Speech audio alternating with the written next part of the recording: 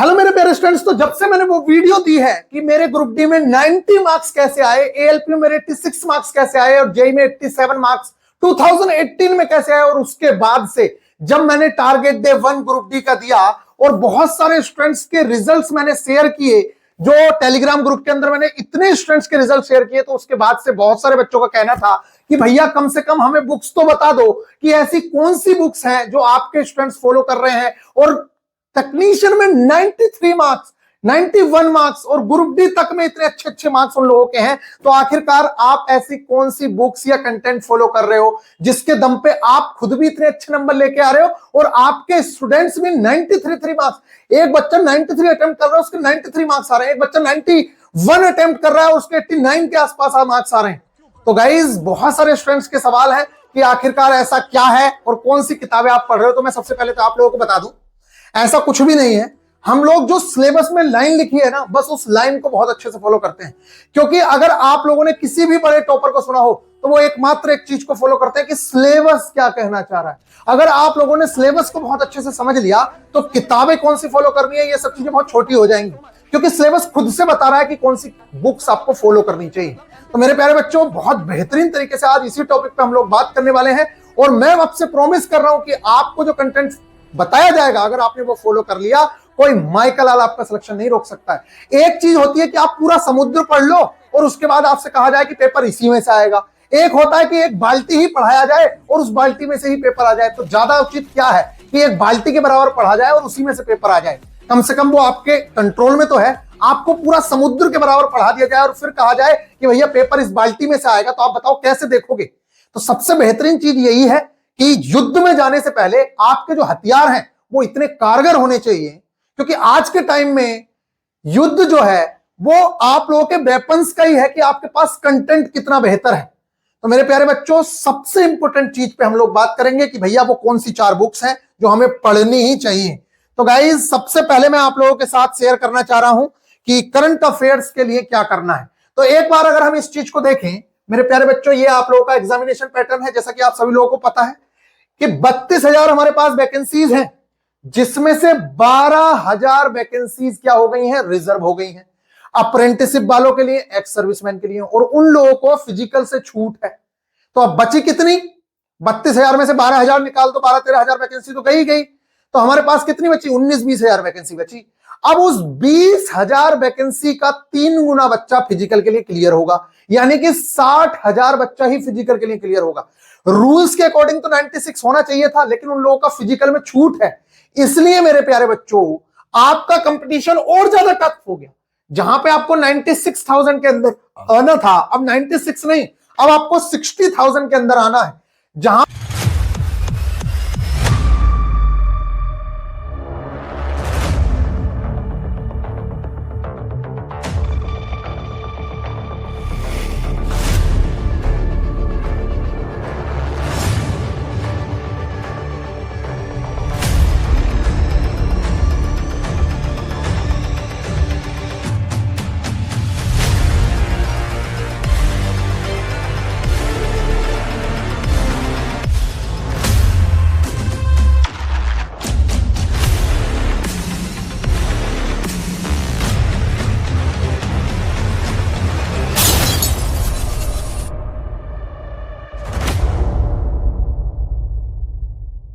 मेरे प्यारे में तो ये समझ लीजिए, जब कम वैकेंसीज होती हैं तो किसी भी सब्जेक्ट को इग्नोर नहीं किया जाता है, क्योंकि पहले एक बार को जीके को थोड़ा सा इग्नोर करके काम हो जाता था। आज के टाइम में जीके को इग्नोर करोगे तब बहुत ज्यादा डिफिकल्ट हो जाएगा, क्योंकि मैथ्स रीजनिंग मैक्सिमम लड़के बना ले रहे हैं। मैथ्स रीजनिंग बनाना बहुत आसान काम हो गया है, और आपके साथ अब सीजीएल वाले बच्चे भी बैठने वाले हैं।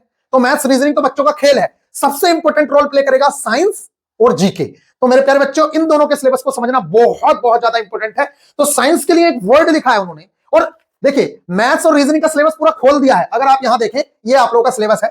देखिए मैथ्स और रीजनिंग का तो पूरा सिलेबस खोल के दे दिया, मैथ्स के सारे टॉपिक्स दे दिए हैं, रीजनिंग का भी पूरा सिलेबस दे दिया। लेकिन खेल यहीं पे तो होता है जहां पे ये लिखा है ना, journal science, the syllabus under this साल cover physics chemistry and life sciences of 10th standard level CBSE. तो इस लाइन को समझना है आपको कि कौन सी बुक्स फॉलो करनी है, वो ये खुद बताएगा। इसी तरीके से general awareness on current affairs in science and technology, sports, culture, personalities, economics, politics and any other subject of importance. यहां खोल के नहीं दिया है, इस लाइन को आपको समझना पड़ेगा। तो आप जिसकी जितनी समझ, अब कुछ टीचर्स ज्योग्राफी पढ़वा रहे हैं अपने बच्चों को, कुछ टीचर्स क्या कर रहे हैं, ज्योग्राफी, हिस्ट्री, इकोनॉमिक्स, दुनिया भर की चीजें पढ़वा रहे हैं। लेकिन मैं आप लोगों को बता दूं, कहीं ना कहीं आप लोगों के साथ धोखा है, इस चीज को समझना होगा। और आज के टाइम में जहां पे आप सब लोगों को पता है कि इतनी ज्यादा किताबें हो चुकी हैं, बच्चा समझ ही नहीं पा रहा है कि भैया सही क्या है, गलत क्या है, क्योंकि हर कोई आदमी तो कह रहा है कि ये ले लो, ये ले लो, ये ले लो। अब बताओ आप क्या लोगे? मैं आप लोगों से प्रॉमिस करता हूं कि ये जो मैं बुक का रिव्यू दे रहा हूं आप लोगों को, एकदम जेन्युइन रिव्यू है, और करे तो बड़े आराम से 3 से 4 महीने के अगर जैसे हमने टारगेट करवा रहे हैं, अगर उसको फॉलो कर लेता है तो कोई माइकल लाल उसके 27 से 28 नंबर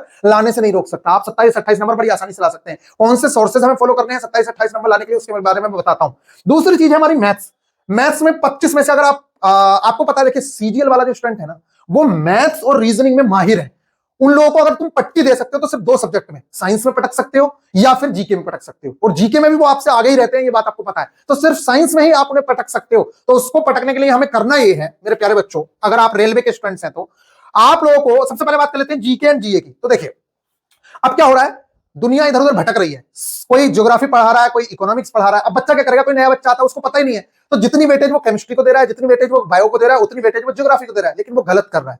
आपको ऐसा नहीं करना है। मेरे अकॉर्डिंग अगर इस सिलेबस को समझा जाए, मैं अपने बच्चों को पहले से ही कह रहा हूं, तो आपके सिलेबस में मैंने सिलेबस डिस्कशन कराया है। अगर नहीं देखिए वीडियो तो नीचे लिंक दे रहा हूं, जाकर देख लेना।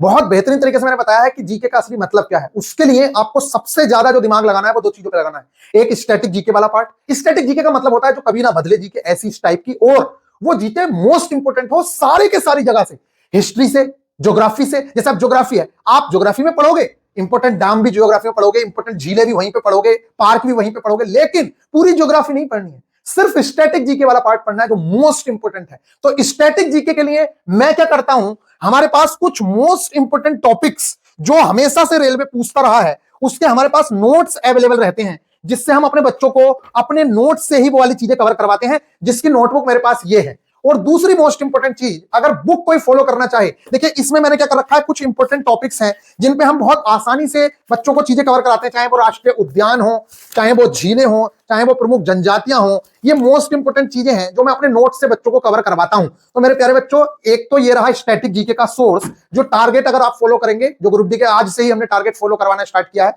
1 फरवरी से, तो आप बड़ी आसानी से जीके के डर को निकाल दोगे, आप बड़ी आसानी से क्लियर कर सकते हैं। दूसरा, अगर किसी को बुक लेनी ही है तो मेरे प्यारे बच्चों, आप ज्यादा चक्कर में मत पड़ो, आप ये बुक जरूर से जरूर ले लो।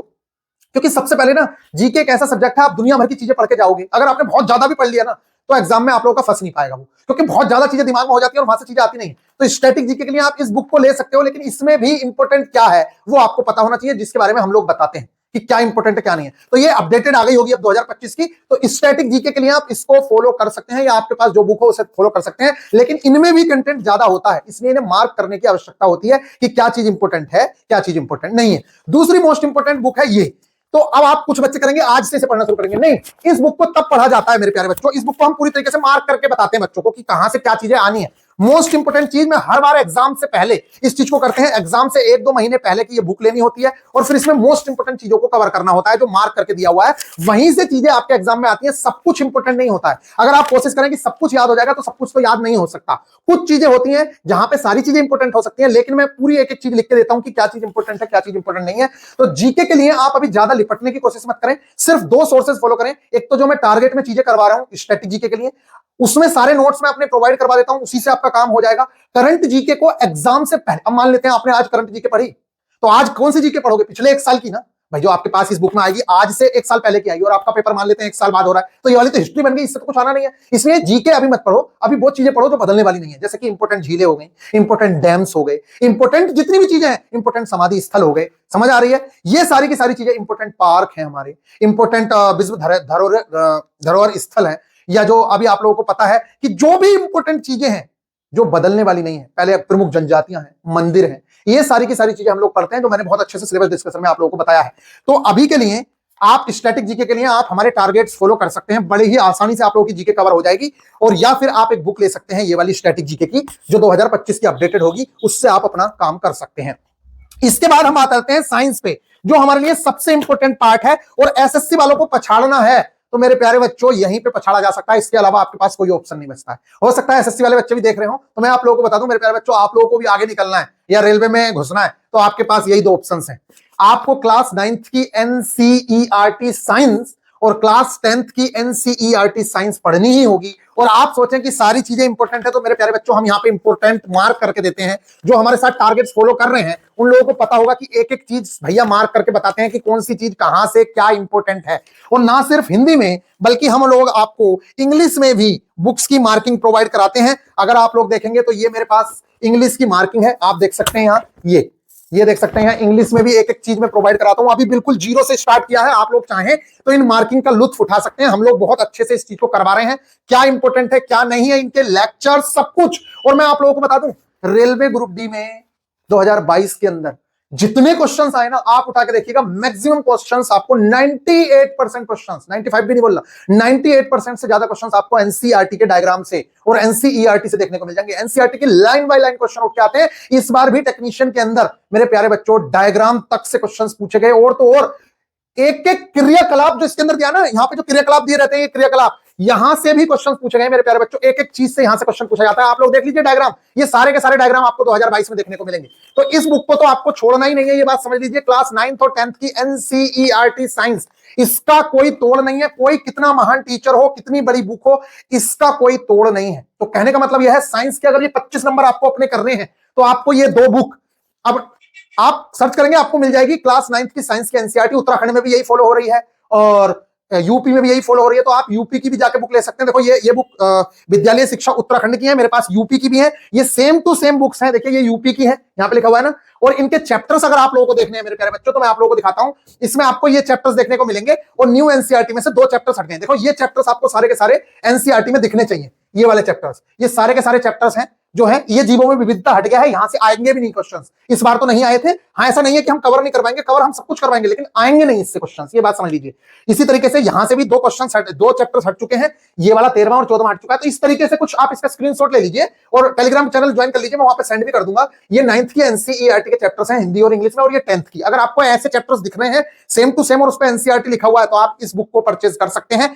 आपके 25 में से 23 क्वेश्चन, 20 प्लस क्वेश्चंस मान के चलिए आप डायरेक्टली एनसीईआरटी से मिलेंगे मेरे प्यारे बच्चों। तो दो बुक्स तो आप लोगों को ये परचेज करनी है, ये बात ध्यान रख लीजिए, बहुत बहुत ज्यादा इंपॉर्टेंट है। बार बार दिखा रहा हूं, जब आप देखेंगे तो इस पे इस तरीके से दिखेंगे चैप्टर्स के नाम।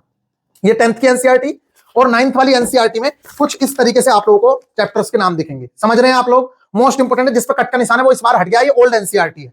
समझ आ गई मेरे प्यारे बच्चों? अब बात आती है कि भैया सिर्फ एनसीईआरटी से काम हो जाएगा क्या? देखिए हो तो एनसीईआरटी से ही जाएगा, लेकिन इसमें इतने सारे एमसीक्यूज क्वेश्चंस तो आपको मिलेंगे नहीं। तो फिर आपके पास दो ऑप्शंस बचते हैं।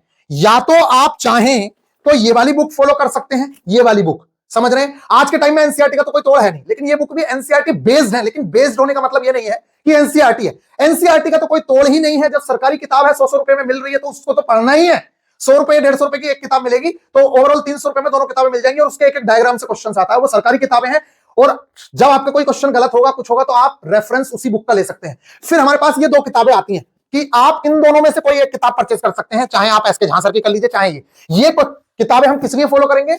प्रीवियस ईयर क्वेश्चंस देखने के लिए करेंगे। किस चीज के लिए? प्रीवियस ईयर क्वेश्चंस देखने के लिए। अब इस बुक की एक खासियत है कि इसमें आपको जो आपने एनसीईआरटी में पढ़ा उसका शॉर्ट नोट्स भी मिल जाएंगे, मतलब शॉर्ट में उसको पढ़ के और फिर आप इसके क्वेश्चंस कर सकते हो। शॉर्ट में पढ़ के आप इसके क्वेश्चंस करना चाहो तो इसके क्वेश्चंस कर सकते हो, लेकिन कुछ कंटेंट इसके अंदर एक्स्ट्रा भी है जिसको आपको छांटना पड़ेगा। दूसरी मोस्ट इंपोर्टेंट चीज, ये जो बुक है मेरे प्यारे बच्चों, अभी तो मैं आप लोगों से कहूंगा, अभी बता रहा हूं, ये जो बुक है इसमें आपको प्रीवियस ईयर क्वेश्चंस बहुत अच्छे से चैप्टर वाइज एक अरेंज मैनर में मिल जाएंगे। तो अगर आपने एनसीईआरटी पढ़ी और उसके बाद आप इन दोनों में से किसी भी एक बुक में से एमसीक्यू क्वेश्चंस कर लेते हैं तो फिर आप लोगों का कोई जवाब नहीं है और हो गया काम, बस उससे ज्यादा करने की आवश्यकता नहीं है। तो मेरे प्यारे बच्चों, ये दो बुक्स का आप लोगों को क्लियर हुआ, एक जीके का और दूसरा साइंस का। समझ आ गई? तो एक ही कोई बुक लेना, इसमें चाहे एसके झांसर वाली ले लो चाहे वो ले लो, लेकिन यूथ वाली अगर लेने का मन हो या एसके झांसर की भी लेने का मन हो तो हो सकता है कि अब से 1.5 महीने बाद ये लोग जो अभी पेपर हुए हैं 2024 के अंदर टेक्नीशियन के, एएलपी के, जेई के, हो सकता है इनके क्वेश्चंस को अपडेटेड करके इसके अंदर डाल दें। तो मैं आप लोगों से कहूंगा अगर बुक लेने का मन हो तो थोड़ा सा रुक जाओ, अपडेटेड बुक्स आ जाएं, क्या पता जिसमें 2024 वाले क्वेश्चंस भी मिल जाएं, तो आप लोगों के लिए और ज्यादा बेहतर हो जाएगा, भटकना नहीं पड़ेगा। बाकी इस बार भी क्वेश्चंस कोई नए नहीं थे, सब वही क्वेश्चंस थे। तो आप अगर लेना चाह रहे हैं तो ले सकते हैं। या अभी पीडीएफ से भी काम चला सकते हैं। इसकी यूथ वगैरह की तो पीडीएफ भी बहुत सारे चैनल्स ने डाल रखी है, उनकी पीडीएफ से भी अभी काम चला सकते हैं अगर चाहो तो। और जैसे ही नई बुक आ जाएगी, हार्ड कॉपी में आपके पास बुक होनी ही चाहिए, हर हाल में आपके पास बुक होनी चाहिए। ये हो गया। अब बात कर लेते हैं मेरे प्यारे बच्चों मैथ्स के बारे में। अच्छा, कुछ लोग सोच रहे हैं कि भैया इस बुक से करना चाहिए क्या? तो देखिए, मैं आप लोगों को बताऊं, ये जो बुक है ना, अभी इसका पैटर्न फॉलो नहीं होता है और इसमें सिर्फ वन लाइनर क्वेश्चंस को आप कवर कर सकते हैं। तो इस बुक का जो इंपॉर्टेंट पार्ट है वो आप लोगों को मिल ही जाता है, उसकी आपको टेंशन लेने की आवश्यकता नहीं है। आप सिर्फ एनसीईआरटी को फॉलो करें, वो आप लोगों के लिए मोस्ट इंपॉर्टेंट है। बात करते हैं मैथ्स के लिए, तो मैथ्स के लिए कौन सी बुक आप लोगों के लिए बेस्ट है? तो मेरे प्यारे बच्चों, मैथ्स के लिए किसी भी टीचर की आपके पास एक बेस्ट बुक होना कंपलसरी है, जिसमें से आप लास्ट टाइम के फॉर्मूलाज देख सको, या आपके नोट्स अगर बने हुए तो आप अपने नोट्स को भी देख सकते हैं। मैं तो अपने लास्ट टाइम पे नोट्स ही पढ़ता था, फिर भी मैं आप लोगों से कहूंगा एक बुक ले लीजिए जो भी आपके पास हो। चाहे तो आप ये बुक ले लीजिए, English medium students, Hindi medium students भी ऐसी बुक ले सकते हैं। आपके लिए इसकी प्रैक्टिस इंपॉर्टेंट नहीं है, आपके लिए सिर्फ इसके एग्जांपल और थ्योरी करनी है, बस उससे ज्यादा नहीं करना है। अगर आप उससे ज्यादा करेंगे तो कोई बेनिफिट नहीं है उस चीज का, ठीक है? क्योंकि प्रैक्टिस हम अपने प्रीवियस ईयर क्वेश्चंस की करेंगे। प्रैक्टिस के लिए तो हमारे पास प्रीवियस ईयर क्वेश्चंस ही बहुत है, हम टीचर के दिमाग से क्यों करेंगे? हम तो एग्जामिनर के दिमाग से क्वेश्चन करेंगे। सिर्फ कॉन्सेप्ट सीखिए, जिसके लिए आप डायरेक्टली क्या कर सकते हैं, डायरेक्टली आप अपना लेक्चर्स देख के, जहां से भी आप कर रहे हैं जिस भी टीचर से, और अपनी यूथ कंपटीशन टाइम्स की जो बुक आती है, यूथ की जो बुक आती है, उस बुक से आप अपने क्वेश्चंस कर सकते हैं, या पिनेकल की बुक से कर सकते हैं। जिस बुक को आपको उचित लगता है, आप उस बुक का सहारा लेके इन चीजों को कंप्लीट कर सकते हैं। यूथ पब्लिकेशन की भी बुक मेरे प्यारे बच्चों आती है, जिसका आप सहारा ले सकते हैं। और ना सिर्फ साइंस में, बल्कि यूथ पब्लिकेशन की प्रीवियस ईयर क्वेश्चंस के लिए मैथ्स की भी बुक आती है, रीजनिंग की भी बुक आती है। अब बात कर लेते हैं लास्ट पे। तो अच्छा, ये जो बुक है, कुछ बच्चे कहते हैं भैया इस बुक से मैं आप लोगों को बता दूं, ये बुक बहुत अच्छी है, रिवीजन के लिए बहुत बहुत ज्यादा अच्छी है, क्योंकि इसके अंदर सारे कॉन्सेप्ट जो है रिवाइज हो जाएंगे आपके, अगर किसी को लेनी है तो। लेकिन मेरे प्यारे बच्चों, इसमें सारी चीजें, आप कॉन्सेप्ट इसके बहुत अच्छे हैं, लेकिन इसके अंदर कुछ चीजें एक्स्ट्रा भी हैं जो आपको छांटनी पड़ेंगी। आपको पता होना चाहिए कि क्या छोड़ना है, तो वो आपको प्रीवियस ईयर क्वेश्चंस देखने से पता चलेगा। तो कोई भी एक मैथ की बुक रखिए, बाकी तो लेक्चर और प्रीवियस ईयर क्वेश्चंस से काम होने वाला है। समझ आ गई? नेक्स्ट लास्ट जो हमारे पास बचता है, वो बचती है हमारे पास रीजनिंग। तो मेरे प्यारे बच्चों, मेरा आप लोगों से कहना रहेगा कि आप रीजनिंग के लिए क्या करें कि यूथ कंपटीशन टाइम्स की, वाईसीटी की अपनी रीजनिंग की एक बुक ले लें। उस बुक से अपने YouTube से लेक्चर देखा, या किसी टीचर का लेक्चर देखा, किसका, मान लेते हैं नंबर सीरीज का देखा, कोडिंग डिकोडिंग का देखा, फिर उसके बाद आप अपनी बुक खोलें और उस बुक से आप क्वेश्चंस करें। और वो यूथ की भी हो सकती है, किरण की भी हो सकती है, कोई भी हो सकती है, जो भी आपके पास बुक हो। लेकिन क्वेश्चंस करते समय ध्यान रखें, अपने ग्रुप डी 2018 के, एएलपी 2018 के, जेई के, मतलब एएलपी, ग्रुप डी, जेई, इन 3 एग्जाम्स के ही क्वेश्चंस करें, या फिर इस बार टेक्नीशियन के क्वेश्चंस देख सकते हो। उससे ज्यादा क्वेश्चंस मत देखना, नहीं तो आपको लिमिट सेट करने में बहुत ज्यादा डिफिकल्टी होगी। और कितने क्वेश्चंस करोगे, क्योंकि लगातार एग्जाम्स होते जाने, ये बुक्स तो ऐसे ऐसे होती चली जाएगी, तो कितने क्वेश्चंस करोगे? तो कहीं ना कहीं एक टाइप के 1 से 2 क्वेश्चन करो और फिर आगे बढ़ो। नहीं तो आप क्या होगा कि भैया आप तो एक ही टाइप के उसमें क्वेश्चन आ रहे हैं, ए ने किया काम 10 दिन में, बी ने किया, फिर यही क्वेश्चन पी और क्यू के नाम से आ गया, यही रमेश और शाम के नाम से आ गया, यही सीता और नीलम के नाम से आ गया। तो ऐसे कितने क्वेश्चंस करोगे? एक टाइप का 1 से 2 क्वेश्चंस करो, आगे बढ़ो। जब तक आपके अंदर छोड़ने की शक्ति नहीं होगी चीजों को, तब तक आप आगे नहीं बढ़ सकते हो, इस बात का ध्यान रखना, ठीक है? और रीजनिंग के लिए मैंने आप लोगों को बताया, भैया रीजनिंग में मैं अपने जो नोट्स हैं, ये जो नोट्स हैं, मैं अपने बच्चों को अपने नोट्स ही प्रोवाइड करवाता हूं, साथ में लेक्चर्स प्रोवाइड करवाता हूं। ये बहुत छोटे छोटे शब्दों में और बहुत कम टाइम में, मतलब एक एक पेज के अंदर एक एक चीज के नोट्स कंप्लीट करवा देते हैं। और इसके बाद हम लोगों को प्रैक्टिस करनी होती है, बस, उससे ज्यादा कुछ नहीं। ये देखिए, एक पेज के अंदर पूरा मिसिंग नंबर कंप्लीट है, यहां से यहां तक हो गया, फिर अगला आ गया कॉन्सेप्ट। इसी तरीके से सारी की सारी चीजें हैं। रीजनिंग में अपने नोट्स से ही बच्चों को कवर कराता हूं। तो आप रीजनिंग की प्रैक्टिस के लिए एक बुक ले सकते हैं, बाकी रीजनिंग के यूट्यूब से लेक्चर्स देखोगे तब कॉन्सेप्ट्स आपके बेस्ट होंगे। बुक लेना चाहो तो आप ले सकते हो, बुक मैंने आप लोगों को बताया, यूथ की बुक आपके लिए अच्छी है। कॉन्सेप्ट के लिए ही बुक लेना चाह रहे हो तो आप कोई भी बुक ले सकते हो, लेकिन इन्होंने भी एक ये बुक निकाली हुई है, ये बुक निकाली हुई है एक, ये मैथ्स की, तो आप चाहो तो ये वाली बुक भी ले सकते हो कॉन्सेप्ट के लिए सिर्फ। लेकिन मैं आप लोगों को बता दूं बार बार, मेरे प्यारे बच्चों, इस बुक में एक्स्ट्रा कंटेंट है, इसलिए आप लोग YouTube से लेक्चर्स देखें, जैसे कोडिंग डिकोडिंग देख लिया, अब इसके बाद प्रीवियस ईयर क्वेश्चंस देख के अपना जो यूथ की बुक है उससे प्रैक्टिस करते रहें। और कंटिन्यूअस, अगर आप लोगों का कोई भी एक सब्जेक्ट वीक है, जैसे कि मान लेते हैं किसी का एक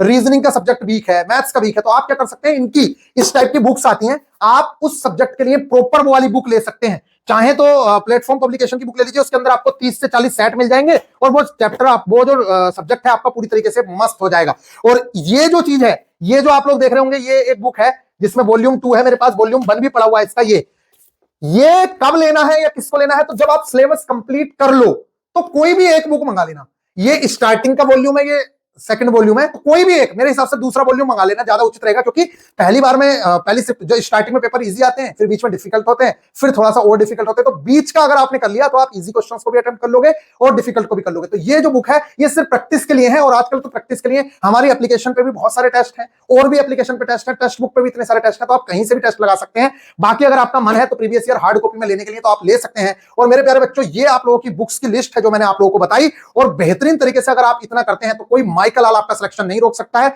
बाकी मेरे प्यारे बच्चों, साइंस में एनसीईआरटी का तोड़ नहीं है, ये मेरे खुद के मार्क्स हैं, इन्हीं चीजों को हमने भी फॉलो किया है। अब तो ये आपके पास और अपडेटेड सोर्सेज हैं, ये आप मेरे मार्क्स देख सकते हैं 89.57, और बहुत बेहतरीन तरीके से आप लोगों का ये जो क्रैश कोर्स है, वो क्रैश कोर्स कर रहा हूं, ये जो फाउंडेशन कोर्स है ये चालू है। अगर आप चाहें तो निश्चित तौर से ग्रुप डी वाले स्टूडेंट्स इसको ज्वाइन कर सकते हैं। 1 फरवरी से आप लोगों की चीजें स्टार्ट हुई हैं। कोई भी वर्किंग प्रोफेशनल हो जिसके पास टाइम ना भी हो वो भी फॉलो कर सकता है। टारगेट बेस्ड स्टडी कराई जा रही है, 499 रुपए इसकी फीस है, जिसे अभी हमने कम कर दिया है। आप अगर एप्लीकेशन पे जाके देखेंगे तो ओल्ड स्टूडेंट अगर हमारा कोई भी है तो वो 399 रुपए में एनरोल कर सकता है, और जो न्यू स्टूडेंट है वो 450 रुपए के आसपास इसको एनरोल कर सकते हैं। इसमें पूरा सिलेबस कंप्लीट होगा, सारे के सारे टेस्ट आप लोगों को प्रोवाइड करवाए जाएंगे। बाकी आपका मन है, मिलेंगे नेक्स्ट वीडियो में। कैसी लगी वीडियो आपको जरूर जरूर बताइएगा मेरे प्यारे बच्चों। मैंने पूरी अपना जितने मेरे हो सकता था बेस्ट मैंने आप लोगों को बताया है, और आप लोग बताइए अगर आप लोग चाहते हैं कि इन चीजों की पीडीएफ भी मैं आप लोगों के साथ शेयर कर दूं ये, तो आप टेलीग्राम ग्रुप ज्वाइन कर लीजिए, नीचे टेलीग्राम चैनल का लिंक है, और बाकी सारे के सारे सिलेक्शंस भी वहां पे आप देख सकते हैं कि कितने स्टूडेंट्स ने पिछली बार भी सिलेक्शंस लिए हैं, और आप लोग भी बड़ी आसानी से सिलेक्शंस ले सकते हैं। देखिए गाइस, जब मोस्ट इंपोर्टेंट चीजों के बारे में बात आती है तो थोड़ा टाइम तो लगता है, क्योंकि एक्सप्लेन भी करना पड़ता है कि कोई चीज बेस्ट है तो क्यों है। तो अभी के लिए आप लोगों को एनसीईआरटी तो हर हाल में फॉलो करनी है। बाकी बुक्स के लिए स्टैटिक जीके फॉलो करिए, जीके के लिए, क्योंकि उसमें ज्यादा लफड़े करने की जरूरत नहीं है। तो और मैथ्स रीजनिंग मैंने आप लोगों को बताया। मिलेंगे नेक्स्ट वीडियो में, ख्याल रखिएगा। बाकी किसी का कोई भी डाउट हो बताइएगा। इस वीडियो को लाइक शेयर जरूर कीजिएगा अगर आपको पसंद आई है तो। Take care.